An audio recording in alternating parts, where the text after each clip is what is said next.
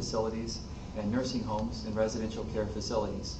For the first time, these types of facilities will have different regulations and requirements by our public health orders.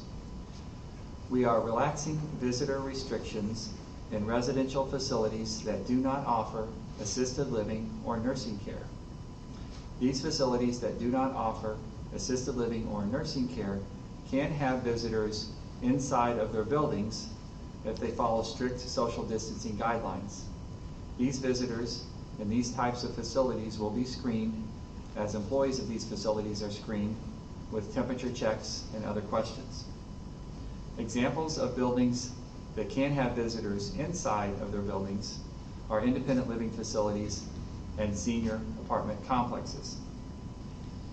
Assisted living facilities and nursing care facilities still cannot have visitors inside their buildings except for end-of-life circumstances.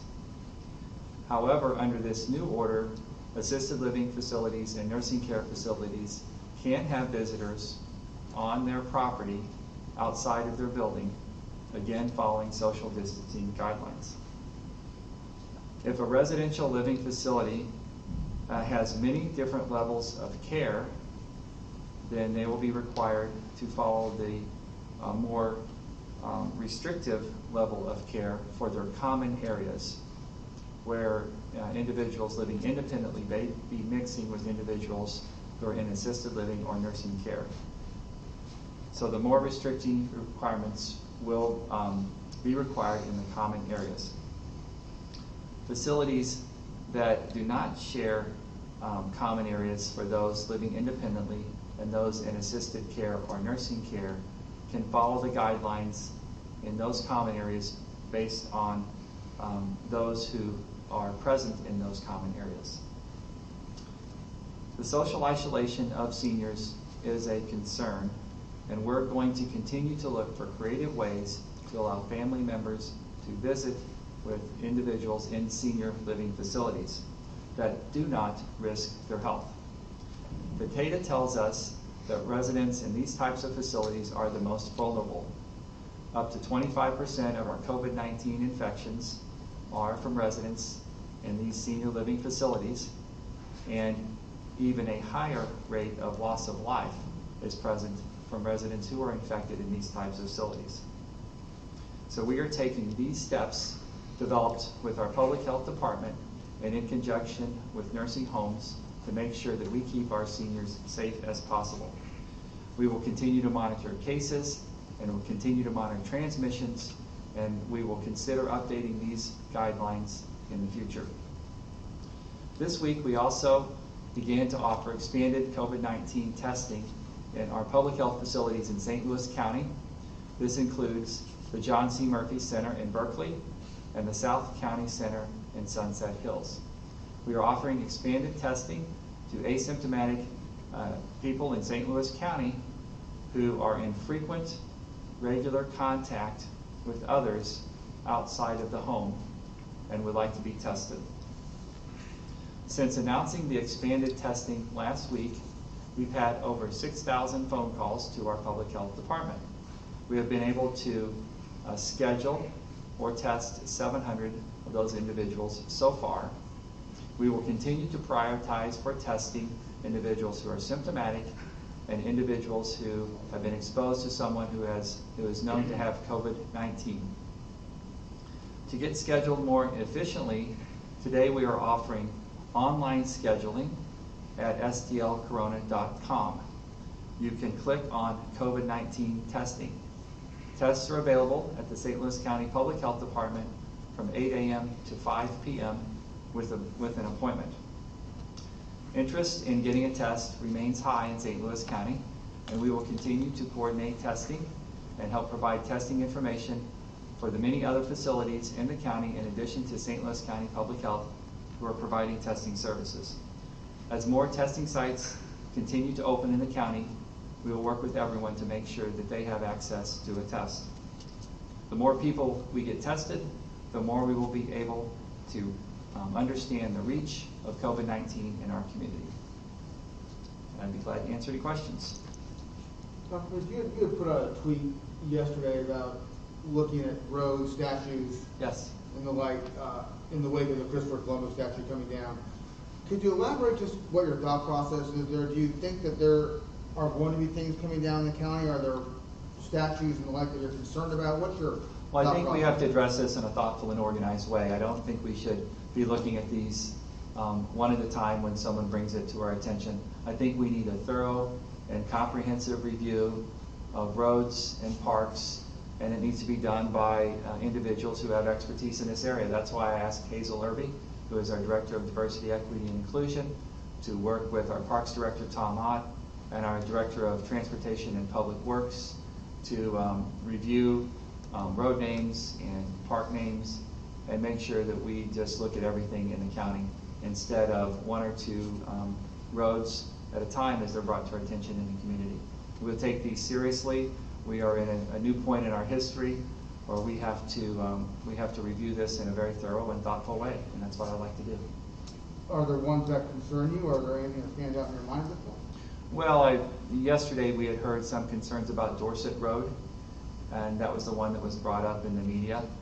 But it really is obvious to us that there could very well be other street names in our community, and rather than going through them one at a time, I think we should have a process, and we should have a process to just have a thoughtful review.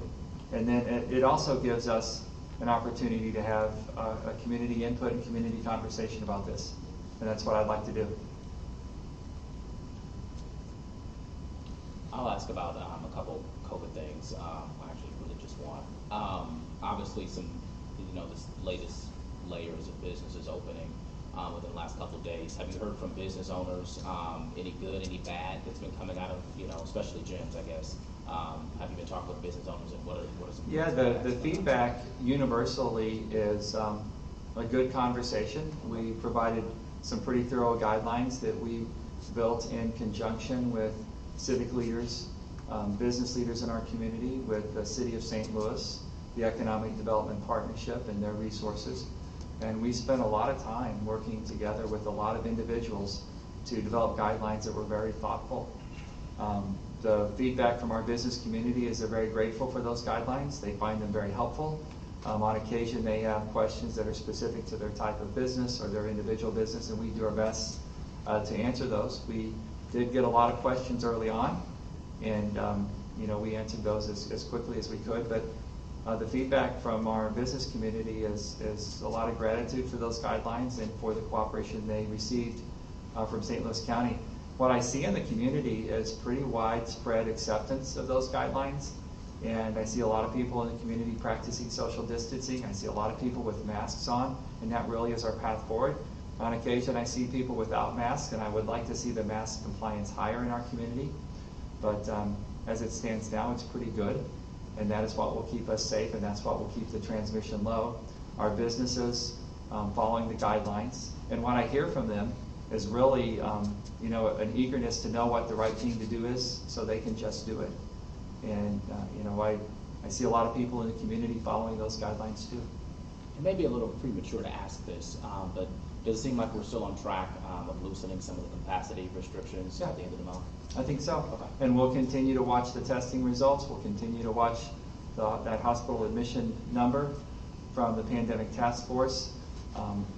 Members of our community can follow along at stlcorona.com. We have a dashboard that monitors the number of tests in the county every day, the positive rate of those tests, and we'll continue to follow all of these numbers, and we'll continue to watch the acceptance of social distancing guidelines in our community. On the nursing home question, what's important about loosening those restrictions, and how concerned are you about what could happen in terms of more cases with people being able to interact more? Well, first and foremost, we have to keep our seniors safe, but we have to recognize that the risk is different based on the type of facility. We also need to recognize that social interaction with family members is very important, and it's very important to their quality of life. So we have to find a safe way to allow our seniors in these residential care facilities to interact with their family members. And we've worked very closely with public health professionals, with medical experts, and with nursing homes to develop guidelines that we think strikes that balance to keep our seniors safe and to allow them the ability to interact with their family in a safe way. Any questions? Doug? You have a couple from public radio. The reporter says, I went out over the weekend and saw many people gathering without masks in crowded spaces. Are you worried that lifting restrictions for businesses has created a sense that the COVID pandemic is over? Is there any way to get people to take social distancing seriously if they've decided they're safe now? Okay, so the question from public radio is, to paraphrase, are we concerned that lifting restrictions gives the impression that this pandemic is over? And we will continue to talk about this and continue to message this, that this virus is still very much in our community. And if we don't recognize that, we can look across the country and see what's happening in other states where they loosened restrictions more quickly than we did, or had less restrictions to start with. We believe our restrictions were initiated early, that they were the right thing to do, that they saved lives, and they put us in a very good position to loosen them in a thoughtful and responsible way, and that's what we've done. We are in a much better position today than other parts of the country, and if we maintain social distancing, if we respect our social distancing guidelines, if we respect our public health orders, then we're on track to relax our capacity restrictions by the end of the month, and we'll continue to track our data. We'll continue to listen to our public health experts, our medical experts, the pandemic task force data, and we think we're moving in the right direction, and we're in a good spot right now in St. Louis County. And you basically answered the follow-up question there, comparing it with other states and the concerns. Yeah, I think if we look around the country and around the world, people are having a different experience than we have had here in St. Louis County. We initiated pretty tight restrictions early on, and we're in a better spot, we're in a better trajectory, but it does very much depend on people in St. Louis County following our social distancing guidelines, keeping your mask on. I understand it's frustrating, but that is why we are in a better place than the rest of the country, and that is what will keep us in a better place than the rest of the country if we continue to follow these social distancing guidelines. And I've seen really wide and thoughtful and responsible acceptance of our business guidelines, and I believe it's safe to move about our county, but let's follow these restrictions and let's keep us in the spot we're in right now. We need to remain vigilant. So when you say capacity relaxing, you mean going from 25 to 50%? Right. Okay. We'll do that by the end of June, and we'll see where we are. But we're in a good spot. It really, relaxing those capacity restrictions further absolutely depends on continued acceptance of social distancing guidelines by our community. And right now we see pretty wide acceptance. We just need to stay there and not relax and be vigilant. And there is no timeline to go back to 100% capacity? Yeah, well, I think we'll always have social distancing guidelines that will be different than before, and we will always see our businesses respect those social distancing guidelines. It will be hard to stay 6 feet apart and get to our original capacity.